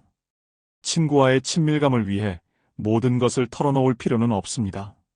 상대방이 이해할 수 있는 범위 안에서만 나누는 습관을 들이세요. 3. 가족과 친척 사이의 문제. 가족과 친척 사이에서 생기는 문제는 60세 이상이라면 더욱 민감해집니다. 부모님, 형제자매, 자녀와 관련된 갈등이나 건강 문제, 재산 문제 등을 친한 친구에게 털어놓으면 의도치 않게 가족에게 상처가 돌아갈 수 있고 친구 사이에서 불필요한 중재나 의견 충돌이 생길 수 있습니다. 예를 들어 72세 여성 김 씨는 형제자매와의 재산 문제를 친구에게 상담하듯 이야기했는데 친구가 다른 지인들에게 이야기하면서 가족 사이에 오해가 생겼습니다. 결국 그녀는 가족과 친구 사이 모두 조심해야 하는 상황에 놓였습니다. 60대 이상이라면 가족 관련 민감한 문제는 친구와 공유하기보다는 전문가 상담이나 본인 기록으로 관리하는 것이 안전합니다. 필요한 경우에는 상황과 느낌만 간단히 이야기하고 세부 사항은 철저히 비밀로 유지하세요. 4. 직장과 관련된 민감한 정보. 60대 이상이라도 아직 일을 하고 있거나 최근 은퇴했더라도 과거 직장과 관련된 정보는 친한 친구에게 공유하지 않는 것이 좋습니다. 예를 들어 65세 남성 박 씨는 오랜 직장 동료의 실수와 회사 내부 사정을 친구에게 털어놓았습니다. 처음에는 친구와 공감하는 대화였지만 정보가 다른 지인에게 알려지면서 회사 평판이 나빠지고 직장 동료와도 관계가 어색해졌습니다. 직장 관련 민감한 정보는 친구와 공유하면 안 되는 대표적 예입니다. 친구와의 친밀감 때문에 털어놓을 수 있지만 그 정보가 외부로 퍼질 위험이 높다는 점을 항상 기억해야 합니다. 직장 이야기는 가볍게 경험담 수준으로 제한하고 중요한 비밀은 철저히 숨기는 습관이 필요합니다. 5. 자신의 가장 취약한 감정과 비밀. 마지막으로 자신의 가장 깊은 감정과 비밀은 친한 친구에게도 쉽게 털어놓지 않는 것이 안전합니다. 예를 들어 68세 여성 최 씨는 자신이 겪은 트라우마와 깊은 슬픔을 친구에게 이야기했지만 친구는 공감하는 듯하면서도 다른 사람에게 이야기하게 되었습니다. 결과적으로 최 씨는 예상치 못한 상처를 받고 친구와의 관계도 어색해졌습니다. 60대 이상이라면 특히 감정적으로 취약할 때 모든 것을 공유하는 것은 신중해야 합니다. 일기나 전문가 상담, 심리적 자기 점검을 활용해 깊은 감정을 정리하고 친구에게는 상황과 느낌 정도만 전달하세요. 정리하면 아무리 친한 사이여도 악착같이 숨겨야 하는 5가지는 다음과 같습니다. 경제적 상황과 재정적 부담, 연애와 성생활 관련 사적 이야기, 가족과 친척 사이의 문제, 직장과 관련된 민감한 정보, 자신의 가장 취약한 감정과 비밀. 친한 친구와 친밀감을 쌓는 것은 좋지만 모든 것을 공유하는 것이 항상 안전한 것은 아닙니다. 특히 60세 이상이라면 자신의 삶과 관계를 보호하기 위해 어떤 정보는 반드시 숨기고 신중하게 선택하는 습관이 필요합니다. 혹시 나이가 들수록 친구와의 관계가 예전처럼 즐겁지 않다고 느낀 적이 있나요? 젊었을 때는 서로 다른 성격이나 취향을 참고 견디며 우정을 유지할 수 있었지만 나이가 들수록 체력과 정신적 에너지가 줄고 삶의 우선순위가 분명해집니다. 오늘은 나이가 들수록 잘 안 맞는 친구와 거리를 두어야 하는 7가지 이유를 실제 사례와 함께 자세히 살펴보겠습니다. 1. 체력과 에너지가 제한되기 때문. 나이가 들수록 체력과 정신적 에너지가 줄어듭니다. 있는 돈 없는 돈, 이 등에 있는 뼈 다 뽑아서, 등골에 있는 뼈를 다 뽑아서 자식들을 교육하는 나라가 대한민국이에요. 여러분도 혹시 손자가 너무너무 똑똑해, 아이고 대통령감이야, 이 얘기는 뭐냐면 아이고 꼭 감옥 갈 놈이야, 이 얘기하고 똑같은 거야. 그거는 축복이 아니에요. 고생이란 고생한 다 한 분들이 지금 70대예요. 그러니까 기초생활수급을 이제는 뭐 10만 명, 100만 명이 받는 게 아니라 8억 명, 10억 명이 받는 세상. 적당한 나이에 죽는 거 내가 보기엔 그 축복이에요. 나는 몇 살까지 살다가 더 이상 치료받지 않고 암이 걸리면은 안 갈고 신장 안 갈고 췌장 안 갈고 제가 보기에는 한 87세까지 살다가 죽는 게 제일 좋은 것 같아. 87세.